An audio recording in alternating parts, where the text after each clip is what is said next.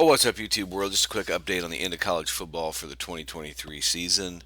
A couple of things interesting. Nick Saban, I guess, is retiring.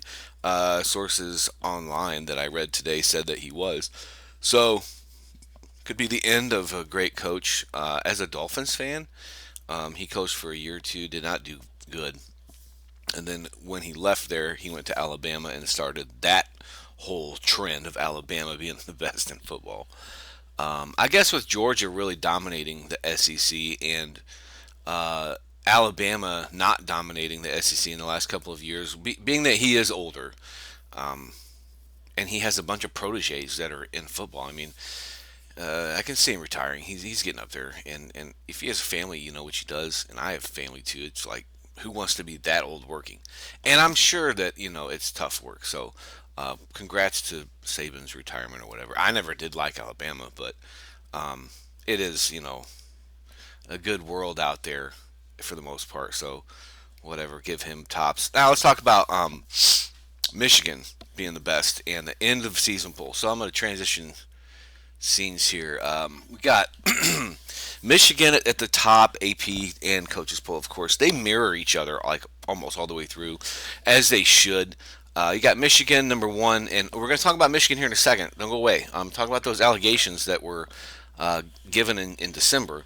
And then Washington, Texas, Georgia, Alabama, Florida State, Oregon. Look, if you want to gripe about Florida State being number six, don't, because they have one loss. They're one of a few teams that have a loss in all of college football, at least FBS, and they they won every game except the game they played Georgia. I mean, the fact that Georgia's number three in the coaches poll and number four in the AP top 25, I don't disagree with either. I can see why they want Texas to be number three, why they want Georgia to be number one, because Alabama lost to Georgia. I'm sorry, Alabama beat Georgia but lost to Texas. So those three are about the same. No matter, put them in a paper bag and throw them, each time they'll end up three, four, and five different. But I like Missouri at number eight. They really whipped Ohio State. Uh, but even though they didn't score a lot, it doesn't matter. They beat Ohio State, so good for them. Now let's talk about Michigan. In December of 2023, Michigan. Okay, I'm going to switch over here. Had this is on the AP News. Had been given a letter by the NCAA in 20 December, like 2 or 3 days before Christmas. NCAA handed allegations given to Michigan, and there were a bunch of stuff. Let me go to the top of this page. You'll see so the headline is Michigan receives notice of allegations from recruiting and impermissible coaching. Those violations are pretty big. I mean, the sign stealing thing. So if you read this, it says NCAA sent Michigan a notice of allegations related to on and off campus recruiting during COVID-19 dead period and coaching activities, potential violations that led to the school's self-imposed 3-game suspension. So I'm assuming that the 3-game suspension was one of two things. Was it because they knew this was coming down the pipe, or was it a mix of both, like the sign stealing thing? Uh, and the school spokesman, if you read there, I don't know if you can read it, but it says Kurt Svoda confirmed Wednesday, this was a couple weeks ago, that the notice was received. The Big Ten suspended Harbaugh for 3 games. People were saying that was a self-imposed thing. It was not. The Big Ten was involved, and so that's a big deal. Um, Again, I'm all confused. Now the question is this. The question is this: should they vacate the championship? I mean, look, if they had done a bunch of things illegally, like according to the state school rules or according to NCAA rules, I mean, there are civil lawsuits involved here. Civil.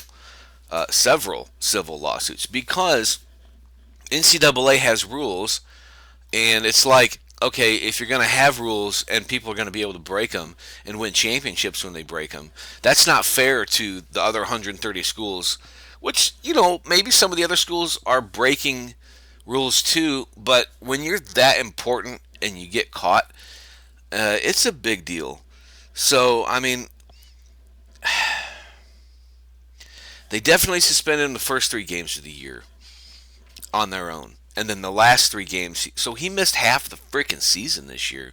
That's kind of garbage as an organization. And I'm not saying that Michigan players didn't play well to win the championship. I'm not saying that at all. My hands are in the air there. Michigan players played really well.